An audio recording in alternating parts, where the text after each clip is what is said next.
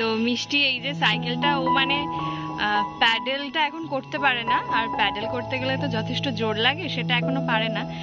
তবে ওই যে এইভাবে ঘুষে ঘুষে একটু যেতে পারে, চালাতে পারে। চলো চলো চলো। আর যদি আমরা পেছন থেকে ঠেলি তাহলে ও প্যাডেলে পা দেয়, আর তার সাথে সাথে যেরকম হয় সেরকম ভাবে চলতে পারে। তো এই ট্রাইসাইকেলটা খুব ভালো হয়েছে আর ওর জন্য একদম উপযুক্ত।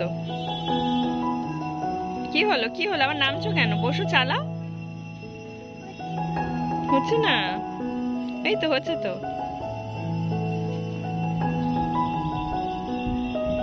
আর নিজে নিজে নামতেও শিখে গেছে, ও বসতেও শিখে গেছে, এসেই আগে উঠে পড়লো। এখন একটু দৌড়াবে কিছুক্ষণ। ও বল পেয়েছে, বল নিয়ে খেলবে। ওয়াও, মারো মারো মারো, ফুটবল মারো।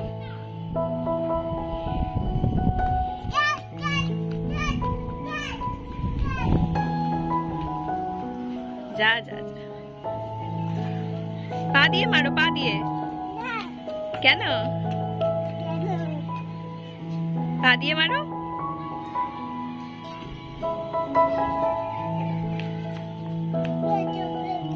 কোথায় ব্যথা?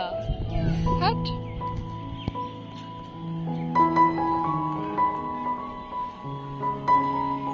পা দিয়ে মারো।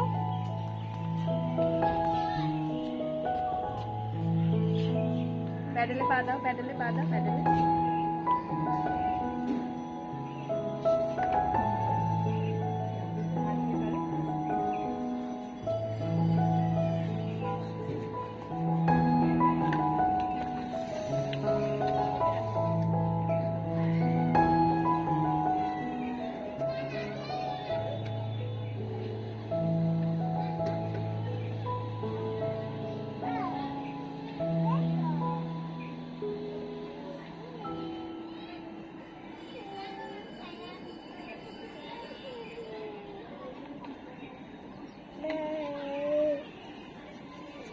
আজকে হাজবেন্ড বলেছিল বৃষ্টি বৃষ্টি ওয়েদার, আর তার সাথে রাতে একটু চাউমিন হলে ভালো হয়।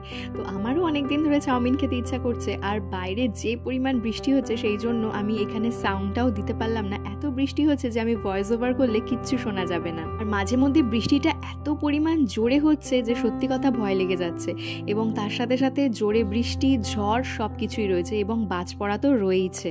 শুনছি এখন নাকি বুধবার অবধি টানা এরকম বৃষ্টি চলবে। তো দেখা যাক কি হয়। এরকম বৃষ্টি যদি চলতে থাকে খুবই প্রবলেম হবে, বিশেষ করে যাদের বাড়িতে বাচ্চা কাচ্চা আছে। এই সমস্ত জামা কাপড় শুকনো করা কিন্তু খুব ঝামেলার। তো আমাদের বাড়ির গলির রাস্তাটা ভীষণই উঁচু, মানে খুব বৃষ্টি না হলে ওখানে জল জমে না।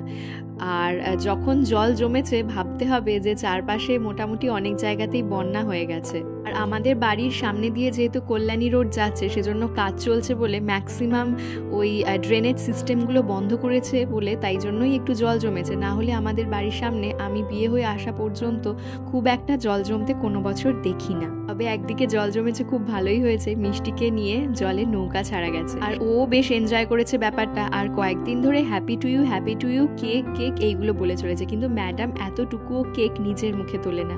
ম্যাডাম নিজের হেলথ নিয়ে ভীষণ কনসিয়াস, মিষ্টি জাতীয় জিনিস তো একদমই খেতে চায় না।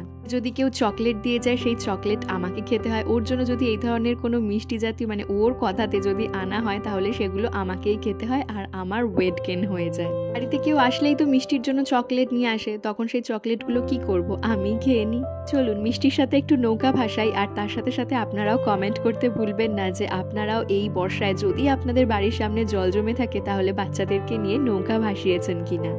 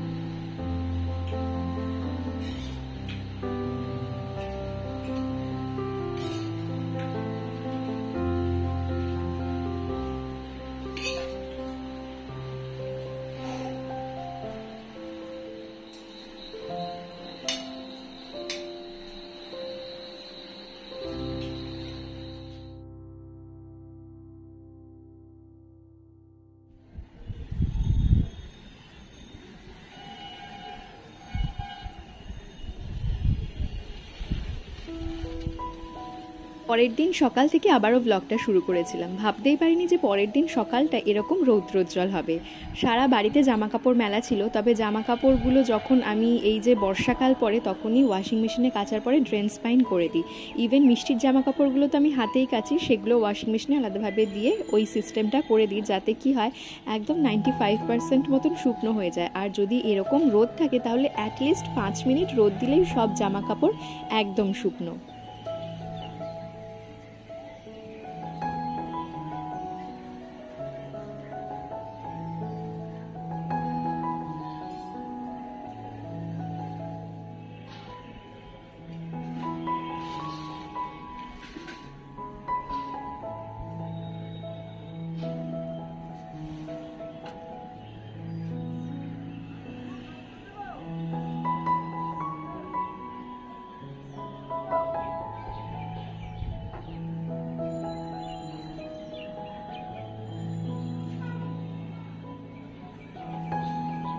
আজকের ব্রেকফাস্টে ওটসের গোলা রুটি করবো বলে ঠিক করেছি। ভীষণ ভালো লাগে এটা খেতে, আর তার সাথে সাথে হেলদিও আর ঝটপট তৈরি হয়ে যায়। বেশি ইনগ্রেডিয়েন্টসও লাগে না।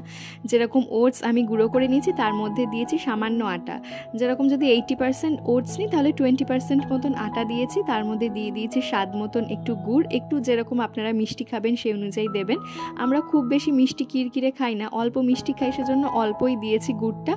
আর তার সাথে সাথে মাঝে মধ্যে এই কিশমিশগুলো মুখে পড়লে ভালো লাগে। আর সকালে ড্রাই ফ্রুটসের সাথে যেহেতু কাজু খেয়েছি সেজন্য আর কাজু অ্যাড করলাম না, কারণ এমনি প্রচুর ক্যালোরি থাকে ওর মধ্যে, তার মধ্যে যদি আবার কাজু অ্যাড করি তো প্রত্যেক দিন আমরা ওই ড্রাই ফ্রুটসের সাথে খুব বেশি নয় 1টা কি 2টো কাজুই খেয়ে থাকি। আর তার সাথে সাথে অন্যান্য সিডস তো থাকেই, আর সিডসগুলো খেতে এত ভালো যে কি বলবো।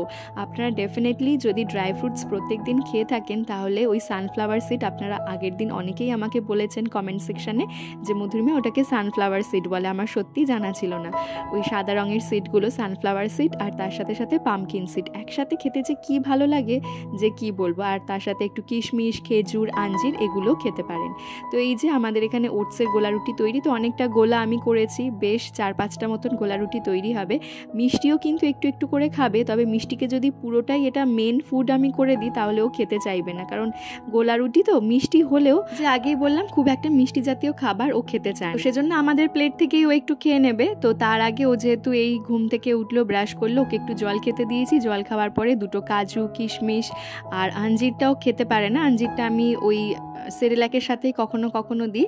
তো এই সিডগুলো খেতে ও ভীষণ ভালোবাসে, ওকে জলে ধুয়ে দিলে ও টুকটুক করে বসে বসে খায়, ও খুব পছন্দ করে। তো সেজন্য ওকে এইভাবে প্লেটে করে দিই। মিষ্টির জন্য যে ড্রাই ফ্রুটস লাড্ডু বানিয়ে আমি স্টোর করে রাখি সেটা শেষ হয়ে গেছে, তো ড্রাই ফ্রুটস লাড্ডু রিসেন্টলি ওর জন্য বানাতে হবে।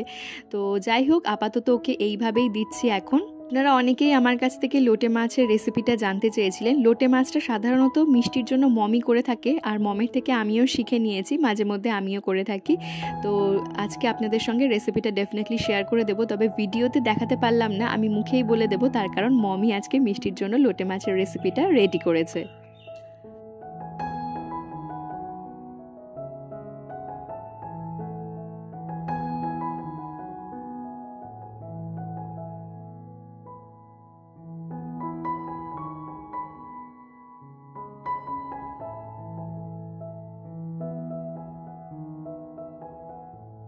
মিষ্টির ব্রেকফাস্টে আজকে ওকে দিচ্ছি সেরিগ্রো।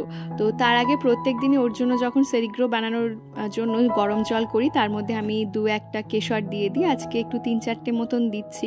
তো প্রত্যেক দিনই আমি এটা দিই। কেশরটা দেওয়ার পরে জলের মধ্যে কিছুক্ষণ একটু রেখে দেবো যাতে একটু সফট হয়ে যায়, ওই 1-1.5 মিনিটের মতন। তারপর আমি এর মধ্যে সেরিগ্রোটা অ্যাড করে দেবো।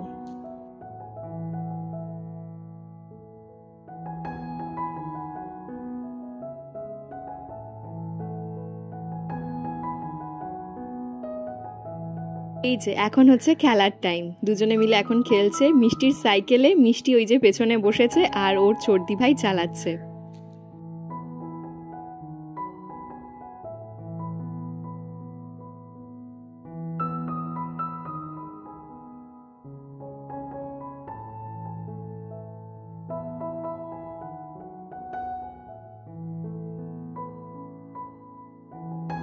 মিষ্টিকে আজকে আবার লোটে মাছ দিয়ে ভাত দিয়েছি। লোটে মাছ দিয়ে ভাত দিলে মিষ্টি ভীষণ ভীষণ খুশি হয়। তো চলুন আপনাদের সাথে রেসিপিটা শেয়ার করি। কালো জিরে আর পেঁয়াজ ফোড়ন দেবেন এবং তার সাথে সাথে এরকম লম্বা লম্বা করে সরু করে কাটা আলু একটু ভেজে নেবেন। ভেজে নেওয়ার পরে আদা, রসুন আর পেঁয়াজ একসাথে পেস্ট করে অল্প পরিমাণে অ্যাড করে দেবেন তেলের মধ্যে। এরপর সামান্য লবণ, হলুদ গুঁড়ো, জিরে গুঁড়ো আর ধনে গুঁড়ো দিয়ে একটু কষিয়ে নিয়ে তার মধ্যে জল দেওয়ার পরে ঝোলটা যখন ফুটে উঠবে তার মধ্যে আগে থেকে ধুয়ে রাখা লোটে মাছগুলো দিয়ে দিতে হবে এবং 7-8 মিনিট মতন ঢাকা দিয়ে মাছগুলো ভালো করে সেদ্ধ করে নিতে হবে।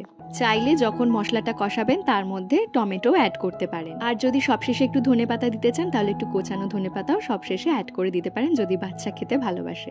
তাহলে ভিডিওটা দেখতে দেখতে যারা একদম শেষ অবধি চলে এলেন, আশা রাখবো ভিডিওটা হয়তো তাদের একটু হলেও ভালো লেগেছে। আর যদি ভালো লেগে থাকে চ্যানেলটা সাবস্ক্রাইব করে দিতে ভুলবেন না। কেমন লাগলো অবশ্যই কমেন্ট সেকশনে জানাবেন। আর আপনার করা একটা লাইক আমাকে নেক্সট ভিডিও বানাতে অনেক অনেক বেশি মোটিভেট করবে।